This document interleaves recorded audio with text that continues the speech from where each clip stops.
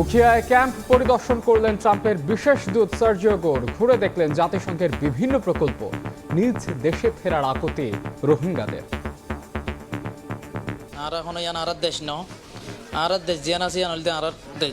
আমেরিকার তো মদত সদত বেশি গজ্জিল চেয়ারমে ইয়ার আগে গজ্জিল অহন আর তো মদত ইয়ান হন হমি গিয়ে চিকিৎসা আর আর কাবা পাই হিন্দিলা গরি দিব আর ইয়ান সাইডি বাস 3 লাখ রোহিঙ্গা ফেরত নিতে মিয়ানমারের সম্মতির বিষয়ে সন্দিহান আশ্রিতরা।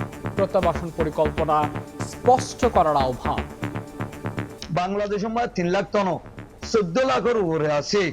আবি একান হেত লাই বুঝি দে তাতো হতান ক্লিয়ার করা উড়ব দে বাকি গিন খতে লই যাব দে হ্যাঁ। মিয়ানমারের তরফ থেকে যদি কোনো রকম গ্রিন সিগন্যাল আমরা পেয়ে থাকি আমরা সাথে সাথেই প্রস্তুত।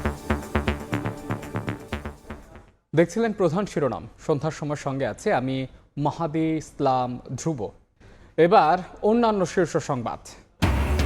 ধর্মের নামে বিভেদ সৃষ্টি করে অস্থিরতা তৈরির অপচেষ্টায় লিপ্ত একটি মহল, বললেন মির্জা ফখরুল।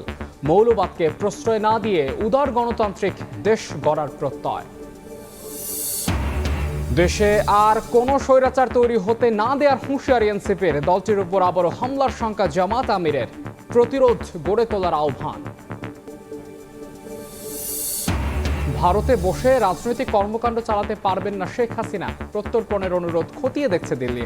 লোকসভায় প্রতিবেদন, দেশে ফিরলে গ্রেফতারে ব্যত্যয় হবে না আইনের। 10 দিন ধরে তীব্র গ্যাস সংকটের কবলে রাজধানী। ছুটির দিনেও সরবরাহের অভাবে বন্ধ বেশিরভাগ সিএনজি ফিলিং স্টেশন। দীর্ঘ অপেক্ষাও না পেয়ে বিপাকে চালকরা।